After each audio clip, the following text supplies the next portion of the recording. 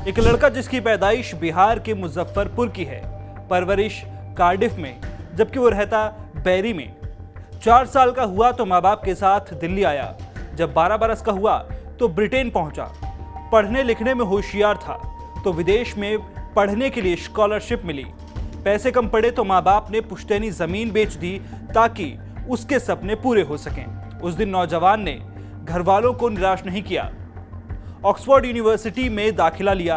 उसके बाद MBA पूरा किया। ब्रिटेन में सिविल सर्विस ज्वाइन की, लेकिन मन राजनीति में लगता था तो इस्तीफा देकर चुनाव लड़ा। अब वो नौजवान यूके के वेल्स सीट से सांसद है और हाउस ऑफ कॉमन्स का हिस्सा है। आप जानते हैं उस नौजवान का नाम क्या है? नहीं जानते? चलिए हम आपको बताते हैं। उस नौजवान का नाम है कनिष्क नारायण। वही कनिष्क नारायण जिसकी चर्चा ब्रिटेन के वेल्स से लेकर भारत के मुजफ्फरपुर में हो रही है, लेकिन उसकी जड़ें भारत के वैशाली से जुड़ी हैं। कनिष्क का संबंध बिहार के मुजफ्फरपुर से भी है। उनकी बहन बॉलीवुड की जानी मानी अभिनेत्री हैं। साथ ही उनका खानदान भारत के पहले राष्ट्रपति डॉक्टर राजेंद्र प्रसाद से भी ताल्लुक रखता है। कनिष्क के दादा कृष्ण कुमार वैशाली से आकर मुजफ्फरपुर के दामचुक में आ बसे।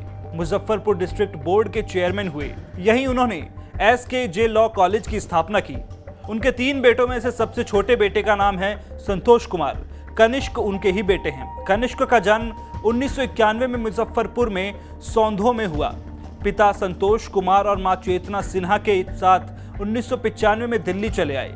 साल 2007 में परिवार समेत ब्रिटेन शिफ्ट हो गए। कनिष्क की बहन श्रेया नारायण बताती हैं कि कनिष्क पढ़ने में बहुत होशियार थे। 2007 में कनिष्क अपने पूरे परिवार के साथ यूके शिफ्ट हो गए। उन्हें वहां स्कॉलरशिप तो मिली, लेकिन इसके बाद भी जब पैसों की जरूरत पड़ी तो घर वालों ने सारी पुश्तैनी जमीन बेच दी। कनिष्क वेल्स से जीत दर्ज करने वाले पहले भारतीय हैं। इस जीत के साथ कनिष्क ने अपने परिवार के त्याग की कीमत अदा कर दी। कनिष्क ने ऑक्सफोर्ड यूनिवर्सिटी से ग्रेजुएशन करने के बाद स्टैनफोर्ड यूनिवर्सिटी से MBA किया। इसके बाद यूरोप और US में कई नौकरियां की।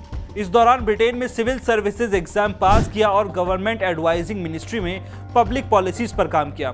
लॉकडाउन के दौरान एक नेशनल कैंपेन भी चलाया जिसमें ब्रिटिश सरकार की मदद की। साथ ही कई स्टूडेंट्स को यूनिवर्सिटी में दाखिला लेने में भी मदद की।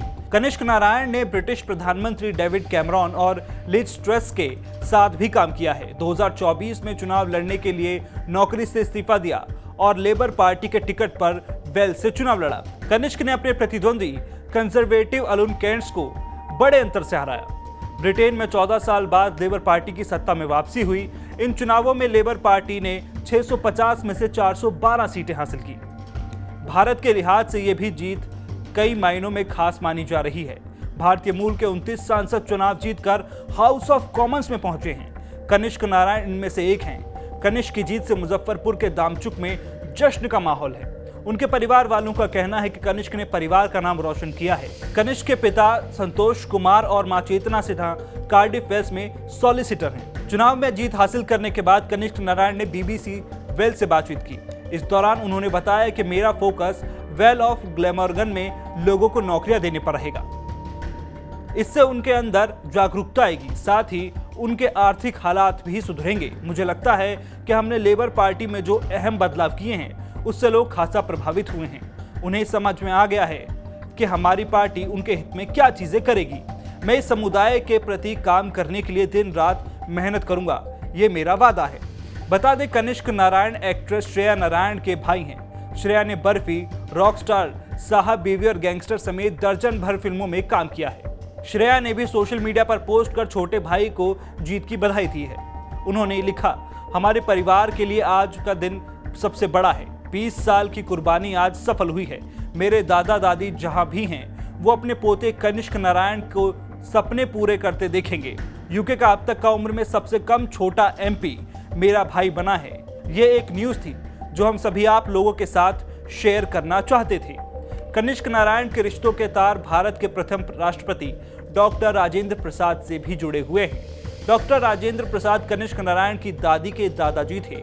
हालांकि कनिष्क नारायण की बहन ने बताया कि वो कभी डॉक्टर राजेंद्र प्रसाद से नहीं मिले थे, लेकिन इतिहास के तार अगर जोड़े जाएं तो दोनों का रिश्ता जुड़ा हुआ है।